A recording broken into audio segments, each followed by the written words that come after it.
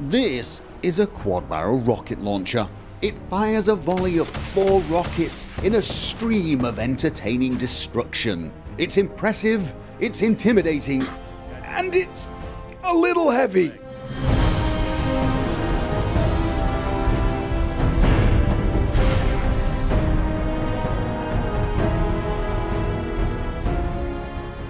This is a single-shot rocket launcher with a lightweight barrel. It's not quite as intimidating as the quad barrel. It won't unleash as many missiles in so short a time as the quad barrel, but it does have the advantage of being a little sleeker, a little more streamlined, and it won't break your back and legs when you're carrying it. It's 6.5 pounds lighter than the standard barrel, and it does slightly less damage. Not much, it's a tiny drop, and I'm not sure why, seeing as the damage should be dictated by the rockets themselves, but it's so insignificant it doesn't really matter. It requires gun nut rank 1, and frankly, if you're doing a survival playthrough and you like missiles, this is probably an essential thing to have.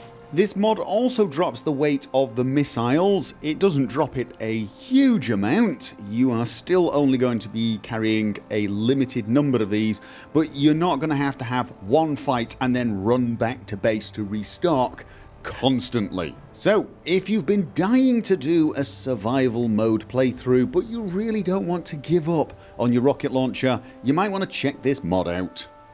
Now, some of you probably don't want a small barrel. You have a very long barrel and you want the world to know it. Or maybe you just want to make not so subtle willy jokes all day, and if so, the extra long barrels mod might be for you. This mod allows you to add extra long barrels to 3 weapons. The first is the double barrel shotgun, which honestly makes it feel like a hunting shotgun to me. The second is the hunting rifle, and it gives it a definite anti-material rifle vibe to it, especially if you're using 50 caliber rounds. It does look a little long and heavy, and as though you would probably need a bipod to shoot straight, although you could argue power armor should allow you to keep this thing pretty steady anyway. And finally, the lever action rifle, which to be honest always felt a little short to me anyway, but then that's because I do wear power armor. This barrel length probably looks a lot better with power armor, but I think it looks perfectly reasonable even without. Honestly, this one weapon is enough reason to use this mod for me. Obviously, these barrels will be heavier than even the long barrels, and they will increase the effective range of the weapons as well as the damage each shot will make. The extra long barrel on the double barrel shotgun will also increase the accuracy quite noticeably. The lever action rifle does have slightly less accuracy with the extra long barrel, but again, effectively a lot more range and damage, and honestly I just prefer the way it looks. Now, if you're looking for something a little smaller, you might want to check out the Handmade Revolver. And I think the best way to describe this weapon would be kind of like the pipe revolver, only a hell of a lot cooler. I really do like the models for this mod, and I have to say, it seems like whenever I change anything, whenever I add a modification, this weapon seems to visually change more than most weapons that I'm accustomed to. I love the fact that I can almost instantly tell what receiver I have in this weapon just by looking at it in my hand. You can even change the receiver to shoot shotgun shells. Yes, you can have a shotgun pistol for those of you who want to have a bit of a Payday 2 flashback and become the wielder of the judge. You can kind of do it with this mod. And there are a lot of options. Not only can you change the receiver, as I've already mentioned, you can change the barrel. There are a lot of different barrels. You've got a no barrel option, you've got the snub nose, various short ones, a bull barrel, and even a selection of long barrels, including the long bull barrel. There are 3 different pistol grips and 3 different stocks, so you can actually turn this into a revolver rifle. You have standard sights, reflex sights, and even a sniper scope and a medium scope, which is more like the reflex sight but with greater zoom. There are a few muzzles, including a suppressor, which did cause a little controversy on the comment section, because apparently a silenced revolver is the most unrealistic thing some people have seen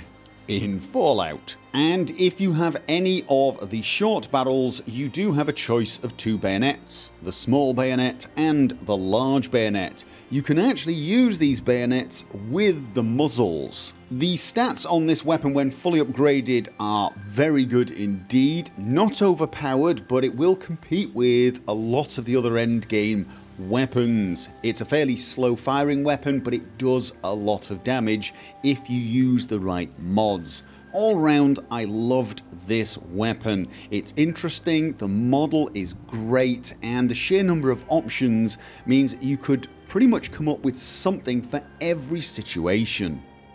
Now, if you've been playing this game on survival mode, you may have been spending a lot of time scouring the land for Nuka-Cola and other caffeinated beverages because you're pretty fed up of scouring the land for beds to sleep in.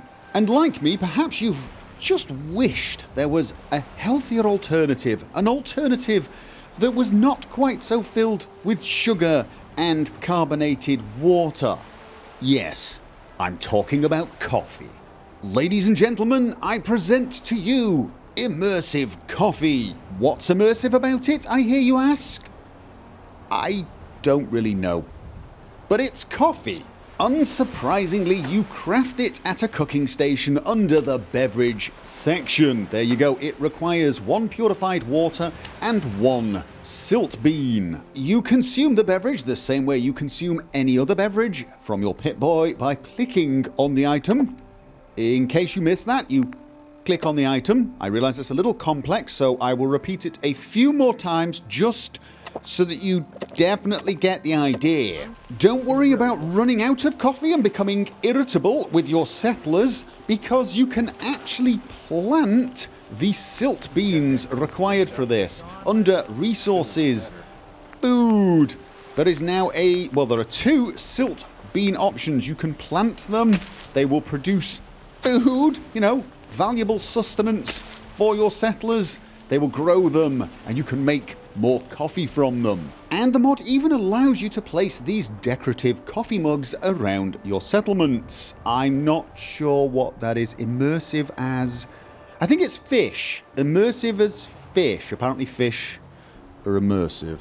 And that's it. You can now run around completely caffeinated, feeling happy and full of life all the time. You can even hotkey it. Look, see? You can hotkey it. You can keep drinking whilst running. It's absolutely brilliant. And best of all, there's absolutely no side effects whatsoever. Whee! So, I wonder if you can figure out what this next mod is going to be about. Can you guess? Yes, that's right. We now have a TARDIS. Now, I've discussed a number of mods that give an alternative method for fast travel, but this is the one I have been waiting for. We now have the TARDIS. And if for some reason you don't know what a TARDIS is, I honestly don't think I've got enough time to explain it, I'm afraid. So you're just going to have to go... Really? You don't know what a TARDIS is? I mean... I'm just going to go on the assumption that everybody watching this knows what this little blue box is. Okay, so we've got the TARDIS. And yes, we can travel between, well, settlements and a number of other places. Look. We have an inside. And yes, it's bigger on the inside than on the outside. The way you use this is pretty damn simple. You just go along to the TARDIS terminal. You select a destination. I'm going to pick... Where should we pick? Let's go to... Should we go to the castle? No. County Crossing. I like County Crossing. We go to County Crossing. We now have the destination locked. And then we press the big red button. And off we go. And then we leave. And we should be at County Crossing. Okay, I'm stuck. Move, move, move, move, move. Right, there you go. Little blue box jammed. Okay, it's jammed on my water pump. I'm going to move the water pump. Now,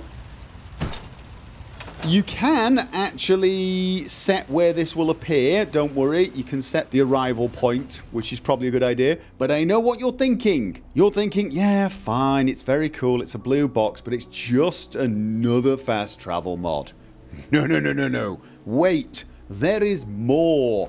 If you go... Actually, I'll also show you the map. There is, in fact, a TARDIS locator beam. You can turn that on and off in the settings. But what I want to show you is under Inventory, underneath Miscellaneous, we have a TARDIS holotape, which I can load up. You pick this up from the TARDIS itself when you find the TARDIS. I won't ruin the secret for you. Then I summon the TARDIS. And you get the horrible sound. Look, look, look, the box is gone. It's gone. It's disappearing. Yes, I'm way too excited about this. I do realise this. But... Yes! It has arrived. I can summon the TARDIS and carry on my merry way. Now all I need is a dicky bow and a fez. A fez is still cool. I can't remember. Fezzes were cool for at least one episode, weren't they? Are they still cool? They're probably still cool. I need a dicky bow and a fez. Definitely. Now, one thing that I think is missing a little bit from this mod, I'm going to put my Pip-Boy light on, is any internal things, stuff.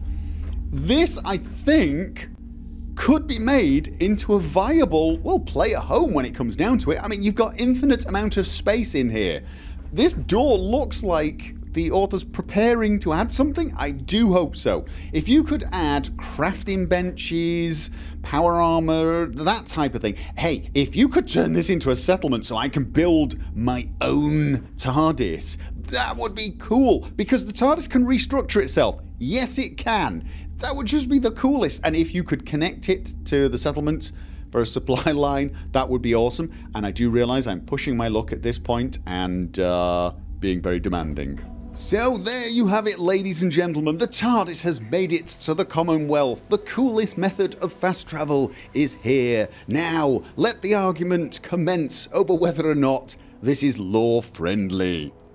And that is all we have for this week. Of course, I'm going to end with the screenshots that you guys have been posting. A big thank you to everybody who has contributed. I love them. Keep posting them, and I will keep using them. If you would like to actually upload an image for me to use at the end of one of my videos, I will put a link down below. It will take you to a video that will show you exactly how you can do that, and let me thank you in advance. Hopefully I will be back next week with more great mods to share with you, and I would love it if you could join me for that or any of my other videos. But whichever video you decide to join me on, I look forward to seeing you there, and until then, remember, as always, have fun.